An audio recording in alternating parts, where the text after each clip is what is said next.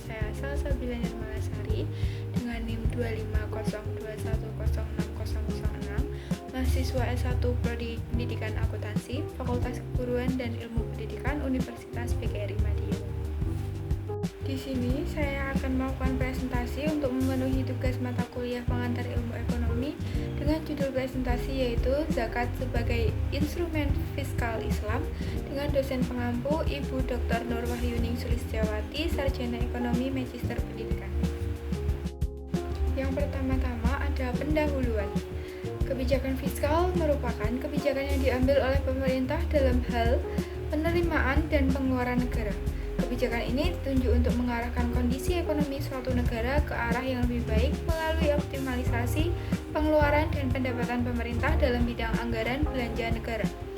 Kebijakan fiskal bukanlah hal yang baru dalam ekonomi Islam karena telah dilakukan oleh Rasulullah SAW beserta para sahabatnya sejak masa awal pemerintahan Islam. Dalam Islam, kebijakan fiskal menjadi salah satu perangkat untuk mencapai tujuan syariat sebagaimana dijelaskan oleh Imam Al-Ghazali, yaitu meningkatkan kesejahteraan dengan tetap menjaga keimanan, kehidupan, intelektualitas, kekayaan, dan kepemilikan. Kebijakan fiskal ini hanya dijalankan untuk mencapai keberlangsungan dan pemerataan ekonomi bagi fiskal, tidak hanya dijalankan untuk mencapai keberlangsungan atau pemerataan ekonomi bagi masyarakat yang paling besar jumlahnya, tetapi juga bertujuan untuk membantu meningkatkan spiritualisasi serta menyebarkan pesan dan ajaran Islam seluas mungkin. Selanjutnya ada perkembangan kebijakan fiskal dalam Islam. Yang pertama, kebijakan fiskal pada masa Nabi Muhammad SAW. Setelah Rasulullah hijrah ke Madinah, kota tersebut berkembang pesat. Rasulullah SAW memimpin pemerintahan Madinah dengan menerapkan prinsip-prinsip pemerintahan, membantu institusi negara, mengatur urusan dalam dan luar negara, serta meletakkan dasar sistem keuangan negara. Sebagai kepala negara, Rasulullah membangun masjid sebagai pusat kegiatan umat, merehabilitasi kaum muhajirin, menciptakan perdamaian, mengatur hak dan kewajiban warga negara, menyusun konstitusi, serta membangun sistem pemerataan pertahanan. Setelah urusan politik dan konsultasional terselesaikan, beliau memfokuskan perhatian pada pembenahan sistem ekonomi dan keuangan negara. Dalam setiap kebijakannya, Rasulullah selalu berlandaskan pada ketentuan Al-Quran. Sumber pendapat negara pada masa Rasulullah berasal dari wakaf, jizah, kajraj, uashar, zakat, sedekah, dan rampasan perang yang dikelola melalui Baitul Mal untuk kepentingan negara dan kesejahteraan umat. Meskipun pencapaian pencatat keuangan belum rinci, sistem keuangan negara telah berjalan baik. Seluruh penerimaan disimpan dan disalurkan sesuai kebutuhan umat, dan Masjid Nabawi berfungsi sebagai pusat pemerintahan sekaligus Baitul Mal.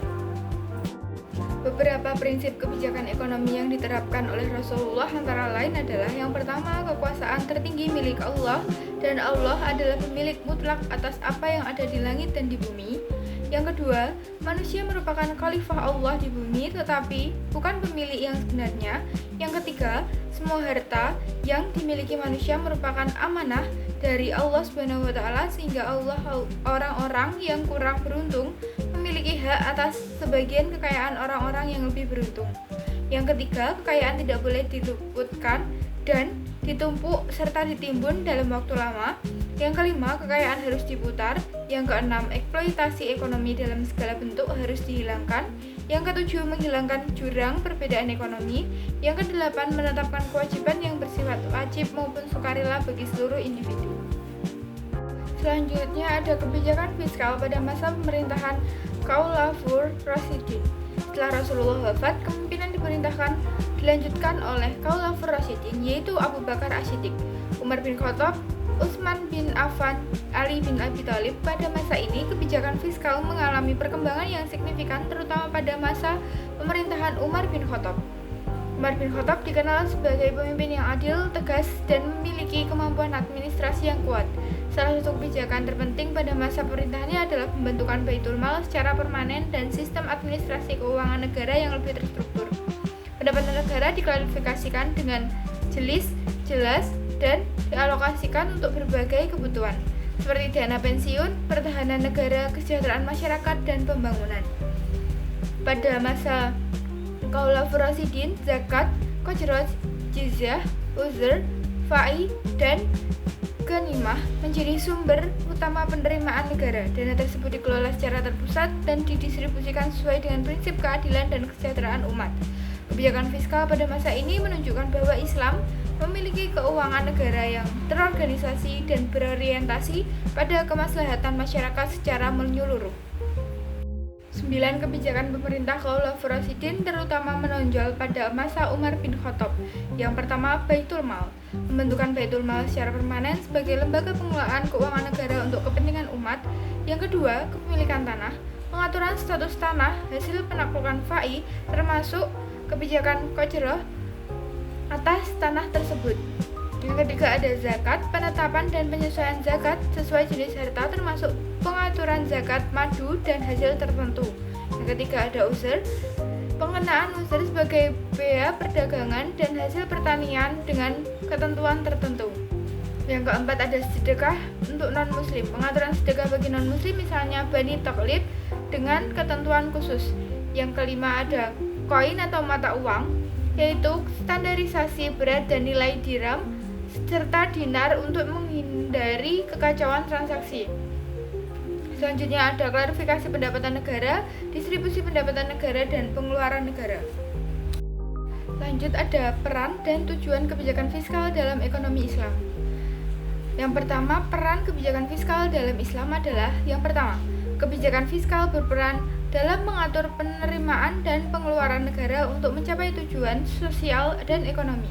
Yang kedua, pemerintah memiliki tanggung jawab untuk menjamin kelayakan hidup masyarakat dengan tetap mengakui hak kepemilikan individu. Yang ketiga, kebijakan fiskal menjadi alat untuk mewujudkan keadilan sosial, pemerataan pendapat, dan kesejahteraan umat. Yang keempat, ada kebijakan fiskal juga berperan dalam mendukung penyebaran ajaran Islam serta meningkatkan kualitas spiritual masyarakat. Selanjutnya ada tujuan kebijakan fiskal dan Islam.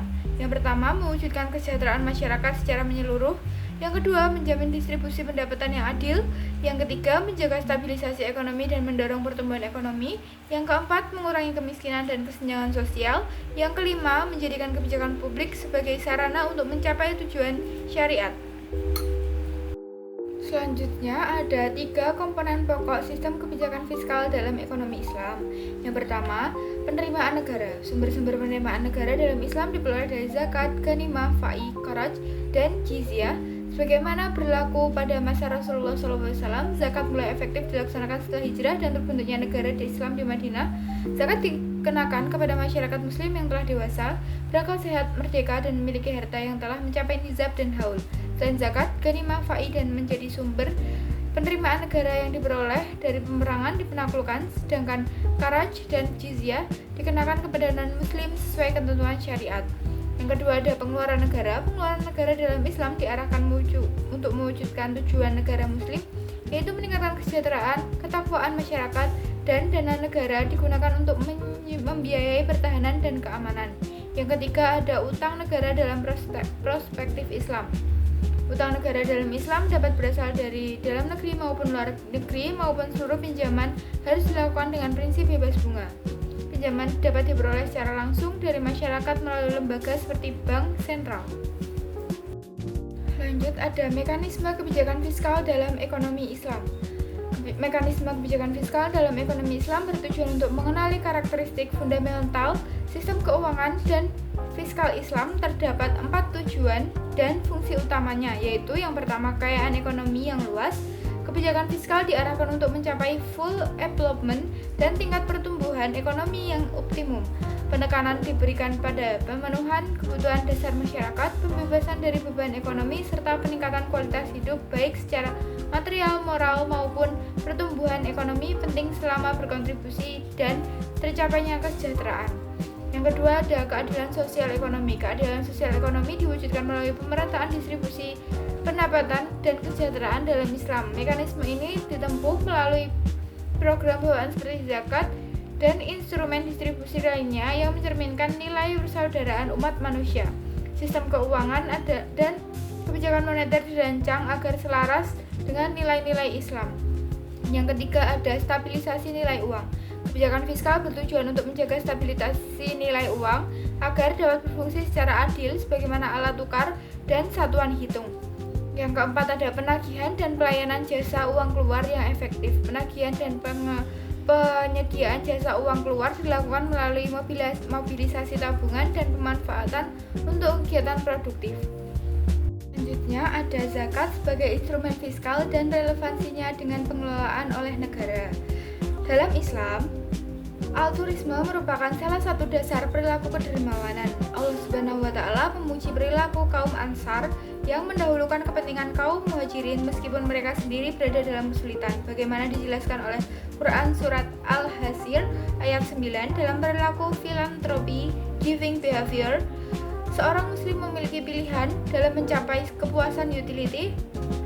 Apabila seorang telah merasa puas dan pemberian langsung seperti sedekah kepada peminta-minta, korban bencana alam, atau satuan kepada anak yatim, maka pola kedermawanan tersebut disebut sebagai direct giving.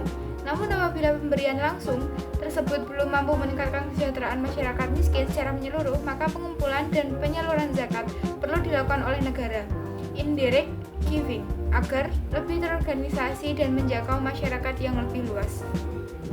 Yang terakhir adalah alasan negara perlu campur tangan dalam pengelolaan zakat. Yang pertama adalah zakat bersifat wajib, yaitu imperatif. Zakat bukan filantropi biasa seperti infak, wakaf, atau hibah yang hukumnya sunnah.